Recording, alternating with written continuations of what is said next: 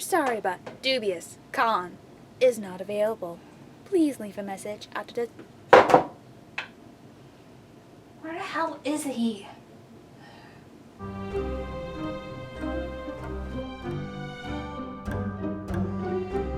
Oh, this can't be good.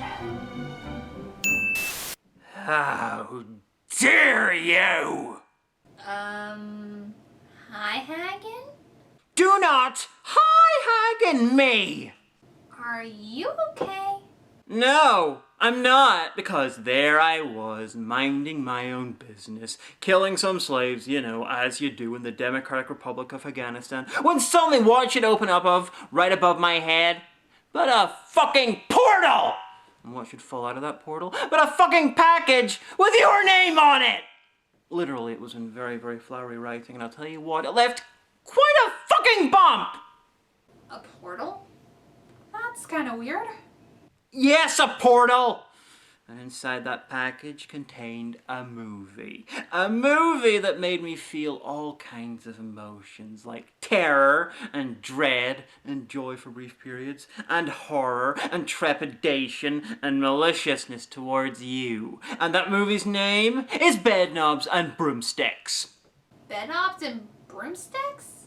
Yeah. The original cut, to be precise. The long one. Oh my goodness, anything but that. Yes, that. Now, if you don't review it with me, I'm gonna have one of my minions, who's standing by, launch missiles at your location. That's terrifying and all, but I'm a magical girl. I can easily send those back to you. Actually, I'm kind of surprised you haven't encountered one yet. Oh, fuck, you're so right. I'm so terrified. Oh, magical girl. Look, you don't need to force me into this. We can do this crossover together with no threats or demands attached. No threats or demands? What's the catch? No catch, except when we're done with this, you need to tell me who sent you the DVD that was supposed to be meant for me. Do we have a deal? Deal.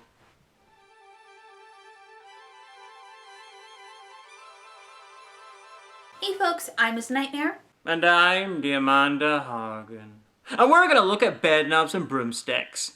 Specifically, the original cut. During the early 60s, Walt Disney bought the film rights to two Mary Norton books, The Magic Bedknob and Bonfires and Broomsticks. While doing the negotiations to the film rights to Mary Poppins with P.L. Travers, a film adaptation of the two books called Bedknobs and Broomsticks was pitched as an alternate project, and work was begun on songs for the film. Once the rights to Mary Poppins were purchased, the project was shelved due to them allegedly being too similar to each other. It wasn't until the Sherman Brothers, along with producer Bill Walsh and writer Don DeGrady in the late 60s, they decided to bring the film to life. When time came for its premiere at Radio City Music Hall on December 13th, 1971, it ran for over 2 hours, which at the time was far too long. Disney decided to cut the film down to 117, then again to 96 minutes in a reissue in 1979. For years, the original cut was lost in time, until in 1995, the head of Disney's restoration department, Scott McQueen, was able to discover the lost scenes and put them back into the film. It's one of my favourite films from Disney, so all the extra scenes and songs and dubbing is gonna be painful. It's not a prediction. Same goes for me since I saw the original edited version as a kid. But for now, let's sit back folks, relax, as we dive into Bedknobs and Broomsticks, the original cut. The film opens up with the title sequence in the style of the Bayeux Tapestry before it was a meme. Behold, this is the field in which I grow my fucks. It's basically a foreshadowing of things to come, including Nazis, which is more of a surprise as an adult because all the World War II history flew over my head as a kid, but I'm grateful I knew they were the bad guys. That Nazis walking on water. God really was meant to them. After that, we learn that the film takes place during the Blitz, and that the town's citizens are wary of a British officer's arrival. I'm not a Nazi, I'm a British officer. That's what you'd say if you was a Nazi, isn't it, sir? Why, I never... The British officer heads to Pepperidge, where... That's a matte painting! The whole damn town's made from matte paintings. Probably because they filmed this closer to Naboombu than actual England. I can agree it is a matte painting, but the town is real. It's set in a part of England called Dorset. I wasn't asking. Anyway, Pepperidge Eye is holding some evacuated children in their historical museum. It's very well stocked with weaponry for such a tiny village, but it's also where we meet Charlie, Carrie and Paul, who we're going to Miss Price for the time being. Before we even meet Miss Price, the film is interrupted by soldiers singing a song. Soldiers of the old home guard. It's a simple song, though it's oddly cheerful considering the time period it's in. Nah, the Home Guard being enthusiastic about what they're doing while being shit at it is very historically accurate. After that, we finally meet Miss Price, played by the legendary Angela Lansbury. She has come to town to get her mail from Professor Brown's magic school and forgot she signed up to watch over some kids. Stop in this instant! All right, children, pick up your things. You could actually kill each other because those weapons are real. And yes, drop the priceless historical weapons on the ground. That's exactly what she meant by put them back. Now with children in tow, Miss Price heads home, but is stopped by Roddy McDowell, and one of the few days in that time period where he wasn't playing a champ. I wonder, Miss Price, if I may drop by later this afternoon? Why? Well, we have their spiritual needs to consider now, do we not? That won't be necessary. They won't be with me for long. I'm going to eat them. They arrive at Miss Price's house, and it's where the children are introduced to cosmic creepers. Sorry, miss, the cat startled us. So you decide to hide under the table? Funnily enough, there were a bunch of reports of evacuated children being terrified of random animals. Mostly cows, though, because they'd never seen them before. Hold on a second. They didn't hear cows until they evacuated? Or didn't even seen one? Well, they might have heard of them, but they never seen them in person. Apart from that, pretty much. Supper is at 6. You will wash thoroughly. Wash? You will wash yourselves, otherwise there will be no supper. Is that clear? A house of horror. That's what we've come to. Well, at least it's not a Tower of Terror! Disney reference. Technically, it's more like Mystic Manor, but let's save that discussion for another day. At dinner, Miss Price overhears the kids talking about running back to London, where the Blitz just happened, and the reason why they were evacuated. Why must the kids be stupid? Because the kids are tiny little chavlets. Though we come up on an extended scene where we learn the kids lost their aunt during the Blitz and why they're orphans in the first place. I know Disney can get dark, but Jesus, that's darker than usual. What's all that? Cabbage buds, rose hips, glycop seed, elm bark, whortle yeast, and stew nettles. Turns out Miss Price invented Whole Foods, or was the original vegan. Vegetables? This place is a madhouse, I tell you, a madhouse! Why must the kids think they're royalty and look down on the food Miss Price has and think that's disgusting when she herself didn't know she was going to take care of them? Seriously, the children are being spoiled brats at this point, and we just got introduced to them for roughly 10 minutes of screen time. Well, the children are asleep. It's time for some fucking witchcraft. Hagan's right on the nose there because it turns out Miss Price is secretly a witch, and she's actually excited to be riding her very first broom, and it's coincidentally a full moon. Professor Emilius Brown's lessons are like Scientology for the middle-class rural housewives. And that cat has more character than the rest of the cast. The hardest part was making sure the cat didn't groom himself. Though we've come to a part of the film where there was going to be a song, but there isn't. What? I thought we were watching the original cut. We are. Mostly. There was a song called A Step in the Right Direction, sung by Miss Price in the film, but was cut and has since to this day been lost to time. Only still images of the song exist, and there is still the song on the soundtrack, but that's mostly it. Well, it was probably shit. The kids try escaping, only to discover Miss Price flying in a broom and learning her secret.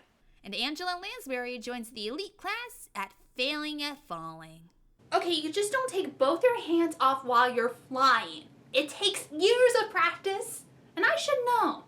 Wait, you can fly? Yes. May I see it? No. It's then that Charlie decides to hold off on the running away plan by blackmailing Miss Price to get what they want. Game's up, Miss Price. We know what you are. Someone with literal magical powers, you microcephalic extortioner! And another thing, Miss Price. There'll be no more of this wash, wash, wash, morning and night. Anything else? Now you mention it, I could do with a bit of lolly. Lolly? Oh, shut up, Frankie. I mean, Charlie! Charlie! Damn it. Sorry. Force a habit. With Miss Price not giving in to the demands of the children, she decides to use a spell on Charlie, which he's too eager to do because he's a prick. Filigree, apogee, pedigree, perogee.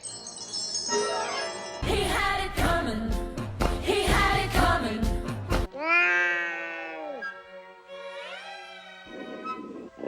Stop! Leave him alone! Yes, kill the rabbit. Kill the rabbit. Also, good old cosmic creepers for chasing that stupid fucking child. Why does it look like a horror film with this shot? It's reminding me of the Cat from Hell segment. In a good way. Let cosmic creepers alone. Weren't his fault. I'm afraid it's my fault. I'm afraid it's my fault that the spell didn't last longer, and you weren't eaten. Miss Price reveals to the children the reason she's been learning magic is to hopefully help the war front against the Nazis. And what the fuck is she doing for the war effort? Attempting to poison potential Nazi invaders with her exhaust? No, it'll come up later. But for now, she decides to show them her workshop and give them a world traveling spell so the children can keep her secret. Poison dragon's liver. Poison dragon liver. You mean you poison the dragon or just the liver? Damn good question. Ah, here we are. The traveling spell. Does any one of you have a bracelet or a ring? Something that you can twist? What about you, Paul? Piece of blue glass, lovely bit of string, horseshoe nail. Oddly enough, the doctor does the exact same thing. Really? Well, I've only seen the 9th Doctor and a little bit of the 10th Doctor season, so I wouldn't know. Oh, you poor, sweet, innocent, naive child. Minions, send Miss Nightmare the first 10 series of the Doctor Who on DVD. Yes, mistress. And be sure to mix up classic and new Who, just to confuse her. Right away, mistress. After choosing the first half of the film's title, Miss Price casts the spell and it glows with a nice simple effect. This knob will now work the famous traveling spell. And what's the famous travelling spell? Well, it's A, famous, and B, a traveling spell. Try to keep up. Oh, thank you for the lovely gift. But it does belong to Paul. He's the only one who can work the spell. Even though I said it was for all of you to use, only Paul could use it because it's his.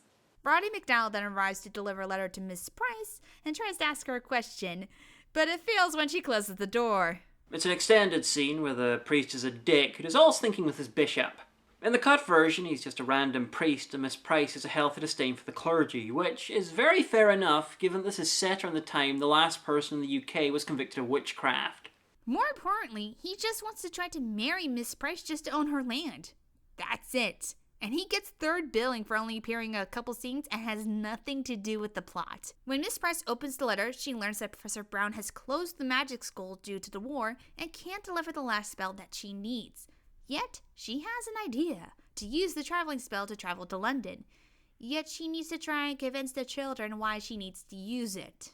Is you now wish to take the object which you gave to an innocent child and get him mixed up in some kind of witch's hanky-panky?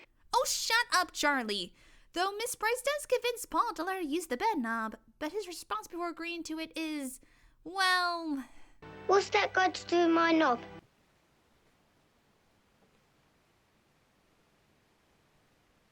Holy fuck! Yeah, that was just said, Oh, Hagan, tell them what it means. Please, for the love of God, tell them what it means. Knob, in the UK, is a euphemism for penis. Thank you. So, why didn't you just say it? Because if I did, no one would take me seriously. And when I do swear, people think I'm adorable.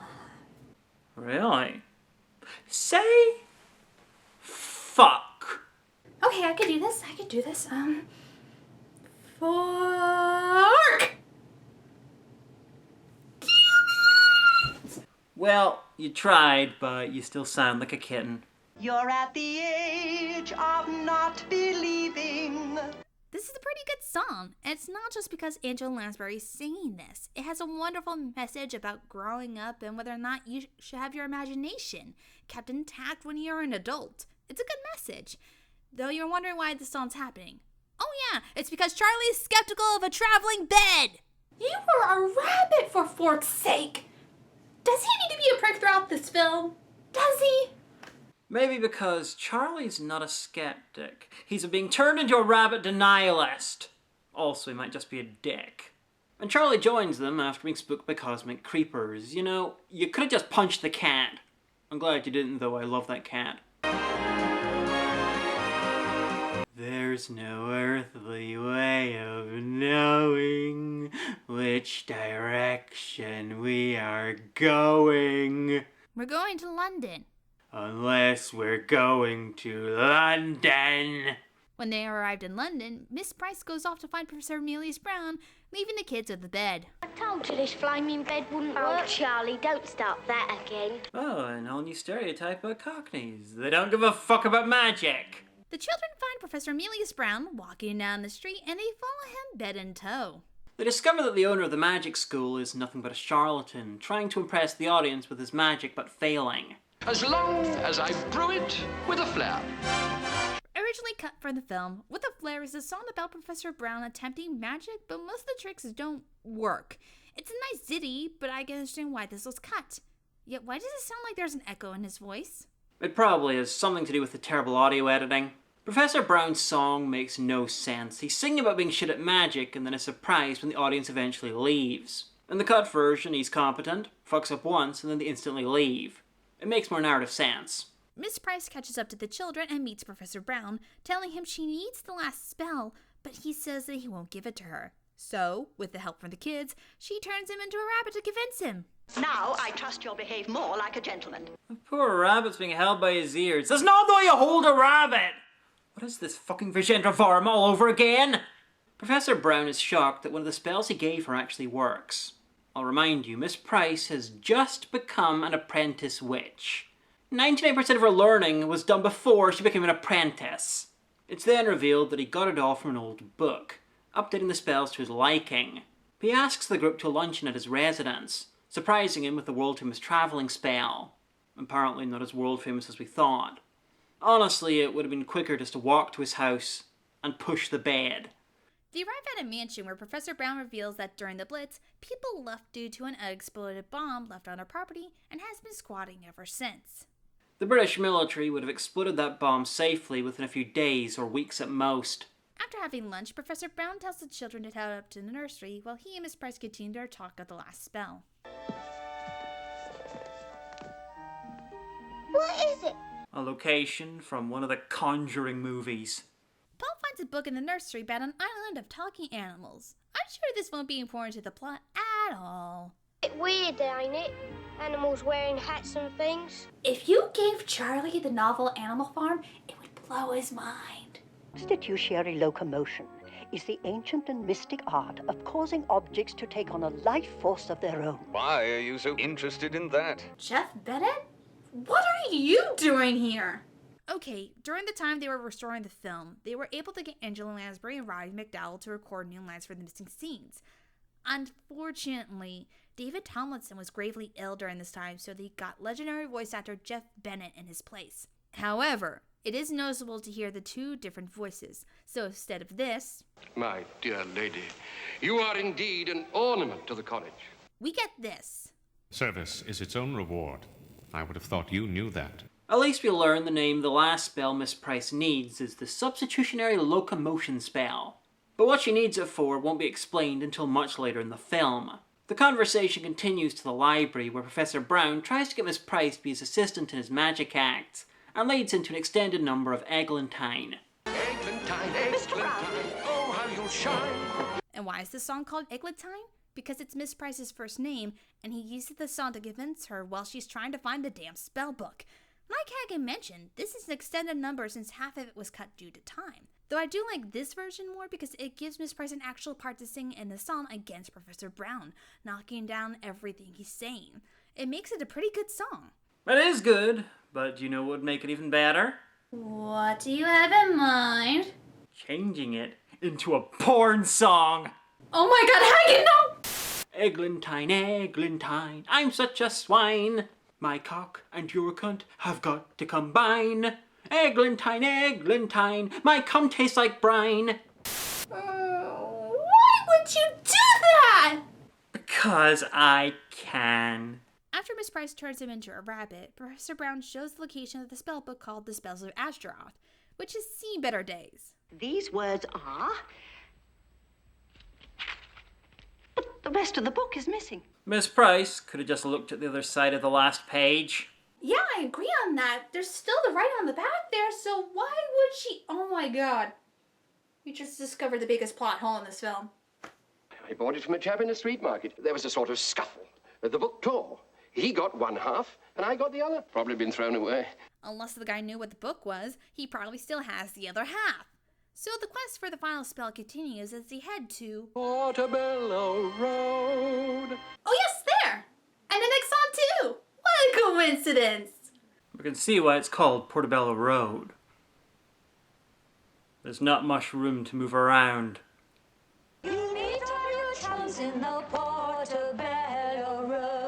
You can even buy a fucking Portobello Road. Wow. I'm surprised by so many things that flew over my head as a kid here.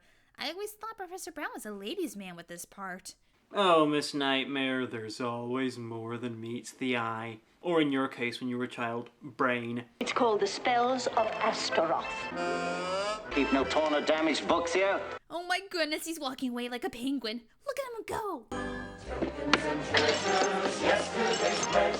I know the price of stealing from Aladdin is getting your hand chopped off, but I wonder what the price of breaking shit is. Oh, well, that's easy. The answer is death. That's your answer to everything. Not always. Sometimes it's torture. Portobello Road's edited version had one dance fade into another. Yes, it might have been jarring, but I think the audio and the music faded well. In the extended cut, there's added scenes which showcase the dance sequences a bit more and the music flowed better. However, the extended numbers clock in over 10 minutes as you beg for the song to be over, yet more dancers appear on screen. This number in the director's cut really should be called West End Story. And honestly, the war would have been over much quicker if they'd employed soldiers instead of dancers. The penguin guy returns, opens his coat, and offers stuff to the group before branching a knife, becoming the knife guy, who's revealed to work for a man called the Bookman. Bruce Forsyth should have just offered Professor Brown a cuddly toy. He takes them to the Bookman's hideout, which is in the basement of a bookshop, and they make a grand entrance. Oddly enough, the Bookman looks like a very smart Victorian bonobo. He's also the head of the Bibliographic Mafia. The Bibliomafia, if you will. Turns out the Bookman has the other half of the book they're looking for. So him and Miss Price put their halves together to discover that the final spell is on a medallion called the Star of Astaroth. At the end of his life, Astaroth kept animals in cages and searched for the spells that would make them more like humans. Isle of Naboombu does not exist. Oh, it's just too. Got me own book. What a stroke of luck! Bloody hell, Paul, you should have kept your mouth shut. If he did, the movie would stop right there. Give it to me. No. Please don't annoy me. You're a fucking book-based mafia guy. It's a mass-produced book. Just get the author's name and you'll have all the copies you could ever want in less than a day. Hell, he probably did just get another copy of the book and claim the powers of Astaroth, while the others are fucking around in the island. Bit of a stalemate, isn't it? Knife to see you! To see you!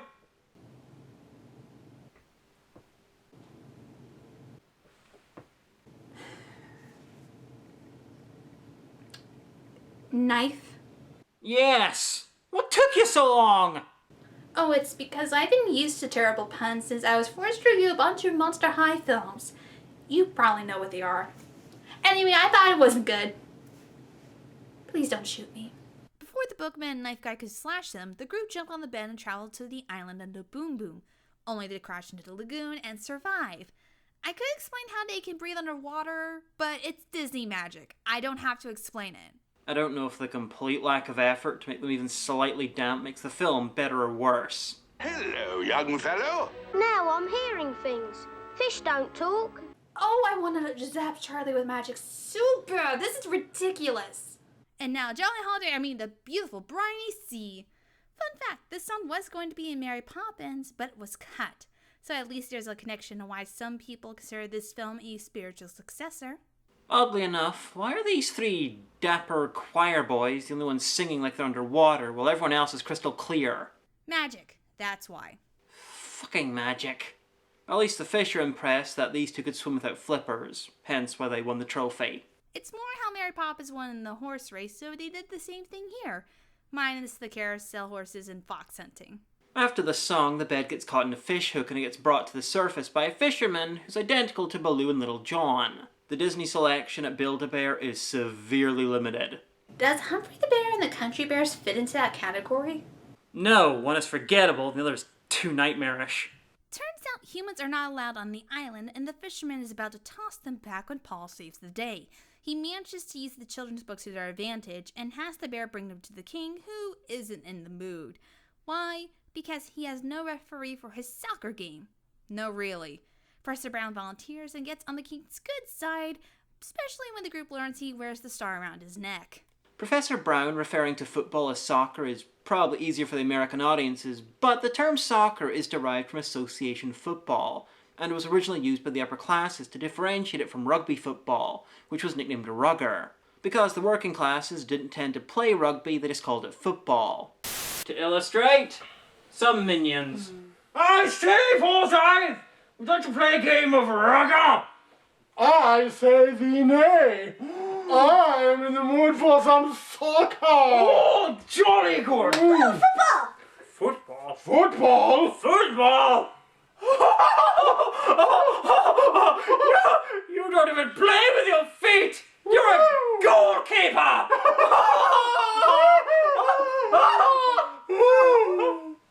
Pleb. And so, the wacky antics of the animal soccer football game begin! This island is pretty dark. Astaroth set this place up, made them humanish, was then overthrown and murdered. I'm getting a strange sense of deja vu here. Why is that? Because this is the third Island of Dr. Moreau movie I've reviewed, and the second silliest overall.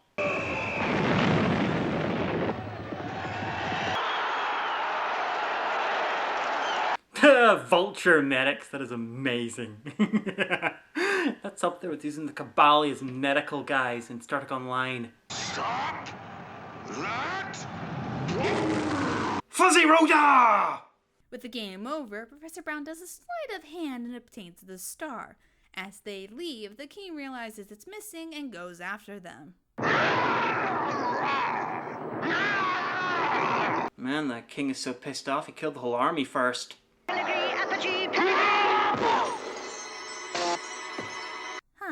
Apparently the king gives up once realizing Miss Price is a witch.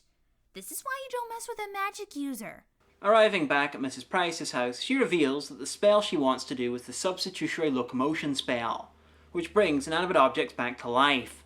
I have to say, when you realize what the Substitutionary locomotion spell is, Miss Price's plan to help the war front is a brilliant one, and why she wanted it so badly.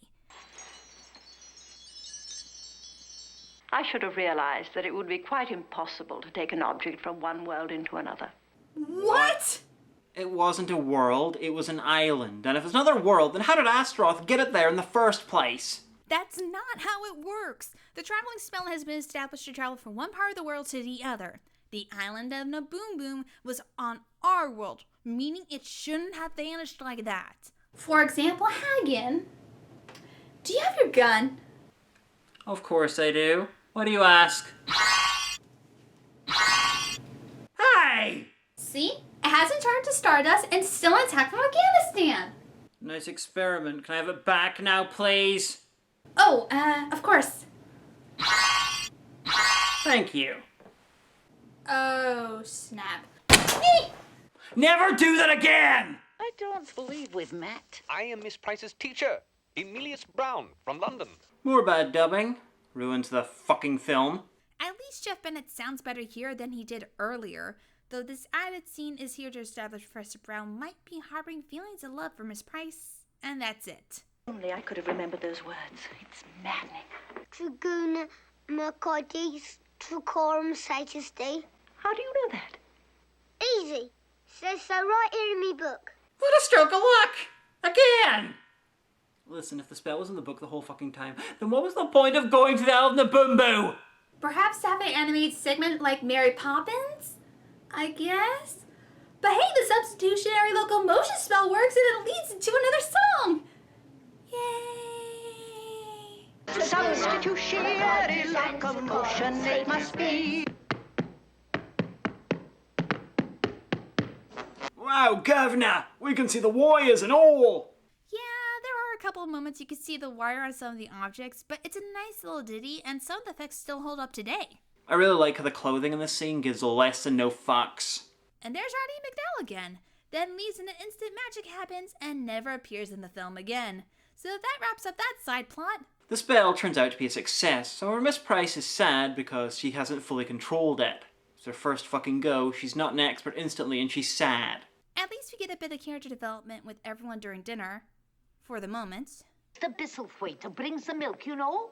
Well, he's promised to take the children in. Why, what's the matter? Well, circumstances have changed somewhat. That's right, we got a dad now. Mr. Brown. It's been a very magical 12 hours. Well, this is too much for me. Back to London. No, really, he decides to head back because he's leery of commitment after the kids refer to him like a father. But Professor Brown does feel grateful to have met Miss Price before heading to the train station. Very reasonable reaction from him, all things considered. He meets a woman, finds out magic is real, gets almost killed by a lion, and is volunteered as an adoptive father and possible husband. Most men would have ducked it around the time they were threatened by a knife-wielding game show host. Nobody's problems for me. Originally cut from the film, Nobody's Problem showcases how Miss Price reveals of her lonely existence, even with a piece of her wanting Professor Brown to stay, yet tries to convince herself she's better on her own. The Sherman brothers said they were devastated when the song was cut, which I can understand why. It's a nice melancholy song that gives a bit more character to Miss Price herself. Cosmic? Holy crap, I forgot there were Nazis in this film! I can't tell if that was a good thing or a bad thing. The general takes over Mrs. Price's house as his command base, taking her and the kids hostage. Fräulein, this is not the invasion, just a little exercise. A minor raid to induce panic and to spread a little mischief. And how the fuck do you cause a small mass panic? Well, you got me. By all accounts, it doesn't make sense. Colonel, how would you feel about being turned into a nice white rabbit? Filigree, apogee. Charles, would you kindly fetch my notebook from the workroom, please? How can you forget a spell that you've done a few times already? It shouldn't be that hard to remember. Especially when she remembers the substitutionary locomotion spell later on in a couple of minutes. After annoying the general, he has his troops take them to the museum from the beginning of the film and locks them inside.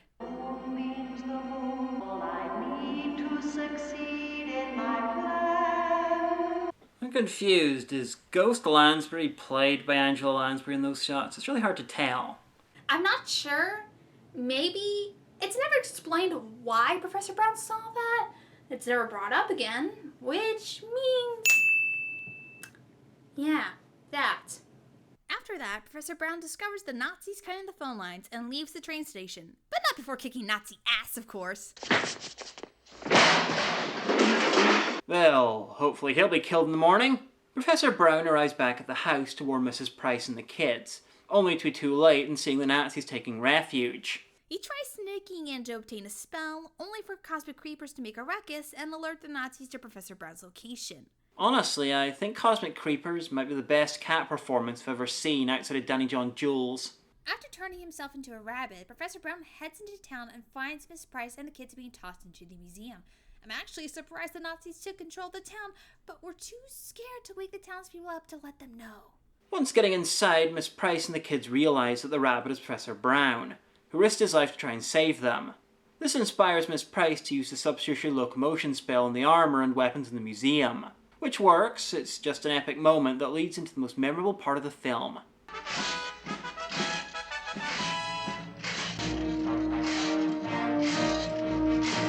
The special effects of the substitutionary locomotion spell are still impressive as fuck. I know, and remember earlier I mentioned the armor was real? Well, it was. It was authentic medieval armor that was used in the films Camelot and El Cid. Wow, that's like 6 degrees of Kevin Bacon, but with armor. Yep, but it means the Nazis are forked. You mean fucked? And that too. Miss Price has come to kick Nazi ass with her magical army. That is all good and all, but there was another way to help the war front. Really? What is it then? Well, some witches did cast some spells on one of the cliffs of Dover in order to fuck up any Nazi attempts to invade the country. Wait, that actually happened? Indeed they did. They either asked the government for permission, or the government came to them and asked them to do it. Either way, this is kinda based on a true story, if you squint. Holy crap! That is awesome! Victory for England and St. George! Oh, and fuck you Sassenach, you're almost as bad as the fucking Kreitz. Fire! They are immune to our guns! Later, bitches! Nightmare, this is your video. You need to think very carefully about the perfect song to go with this action stuff, to go with this scene. And then you need to give up and just use Danny Elfman's March of the Dead because it's fucking perfect. If we're going with good action songs, what about instrumental song from Kingdom Hearts? Maybe. What's a Kingdom Heart? Oh, Hagan, sweetie, no. Good shooting, Bowman! You hit the tree every time! Oh, he's being a good sport. He's just his first day being alive again. But honestly, the effects during this film are well done. That's why people remember this part of the film. Besides magical armor fighting Nazis, of course. Alongside the sea road, sir. Come on, lads. Off to me. Come on. Wait, they just now all woke up due to the gunfire? They must be deep sleepers to not hear that racket. The Nazis shouldn't have been worried about the townspeople, since they can clearly sleep through the fucking rapture. The Nazis flee, but not without blowing up Miss Price's workshop, holding all of her spells and magical items.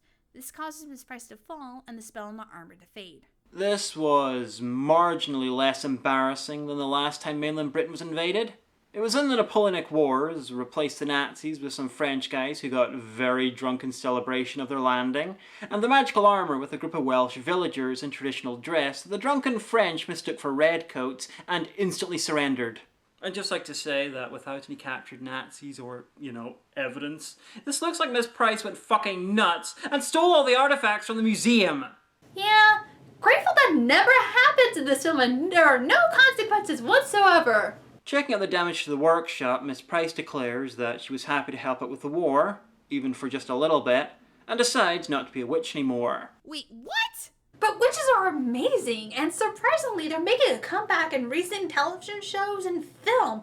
It makes no sense for Miss Price to give up her magic just like that. What about the witches from Magica Magica? That is an entirely different story that I don't want to get into in this video, so let's wrap things up. And so the film ends with Professor Brown deciding to take part in the war, promising to return to Miss Price and the children when it's over. Yet, Paul hints they still have the traveling spell intact, hinting at sequels that'll never happen. And that was Bedknobs Broomsticks, the original cut. In the end, does it still hold up? What are you doing? Oh, it's usually what I say when I end a review for my final thoughts. Kind of like you do, I think. Just say your thoughts already! Assuming you have any. If you're so eager, why don't you go ahead and start first? Gladly. Bedknobs and Broomsticks is the best of Disney's live-action films with animated bits. Everyone is great, even the kids. A frightening amount of the effects still stand up today. I fucking hate the dub with a passion though, and much of the extra stuff is pointless. But I admit there's a slight twinge of emotion at the end of the film when they replay the bookman's line about doing anything he could to see it all together again before starting the credits for the extended bits. It was a labour of love that made for an inferior film, but a labour of love, nonetheless. The film does retain the heart of the version I watched as a kid, but the added dub dialogue scenes just hurt. A couple feel out of place and could have been left in a Disney vault. As for the songs, they're amazing to show why the Sherman Brothers were incredible songwriters of their craft at the time, especially with a couple missing or extended songs. Yet, I'd rather take the edited version of Portobello Road any day. The original cut of the film isn't perfect, but like Hagan mentioned, it was a labor of love to try and showcase how the film was supposed to be. Overall, I prefer the edited cut, but the extended cut is okay-ish at the very least. And now that we got that out of the way, would you please tell me who sent the DVD? Of course. It says, to Miss Nightmare, sorry about the delay, from the Haunted Movie Theater. I don't know what else is in there, but it sounds a bit broken. Haunted movie theater? Oh, yeah! I forgot that was a thing. Huh. Actually, I'm kind of wonder why it took them this long to send it. But why did he send it to you instead of here? No idea. I'm just glad this review is over. You are terrible company. Oh, come on, Hagan. This was a lot of fun. And hey, maybe we could do another one in the future? I hardly doubt that. Minion! Yes, mistress. Fire the missiles. Of course, mistress. What? Wait, no, wait, what? Why? Why? I just need to know. Oh, Miss Nightmare, do you think I forgot? You never got Christmas cancelled 6 years ago. But it wasn't my fault. It was a stupid manga. Like, how would you have a grudge going on for this long? Really? Whatever. Till we meet again, assuming you're still alive by then. Which is not a given. Oh, crap.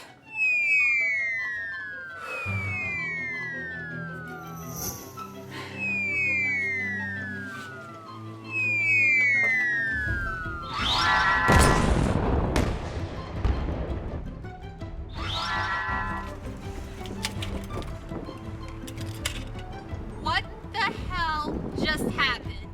I don't know, but that was some weird fireworks display.